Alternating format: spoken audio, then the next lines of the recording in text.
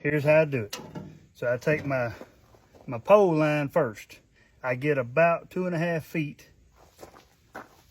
Y'all can't see that. About 2.5 feet of line, and I tie a figure 8 in it. A regular old figure 8. Just like that. All right? Tie a figure 8 in it. I take my leader.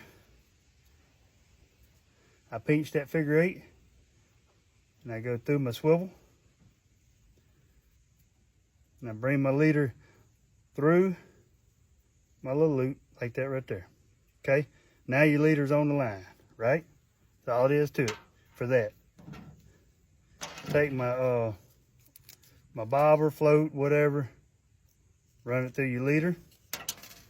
And I'm gonna explain to y'all in just a minute why you want this bobber on here. Well, I'll tell you while I'm doing the video. It's to suspend your bait off the bed of the lake or the floor of the lake, whatever.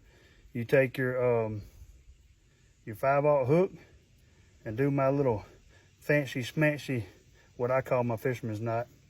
You want to twist it at least 8 times, 8 to 10, something like that. I'm not even counting, I'm just twisting a bunch of times. You're gonna take your line, run it back through the hole that you just made, and run it back through that hole, and then pull it tight, just like that. Now your hook's on there, your bobber's on there, that's your leader. That's your leader right there. Then the line from your pole, you're gonna tie your weight on there. I'm gonna use that same knot. Twist it, twist it, twist it, twist it, twist it, twist it. Run that through the hole that you just made. Run it back through the hole that you just made. Tighten it down like that. Boom. Now what happens is when you cast it out there, this is on the bottom of the lake floor, right?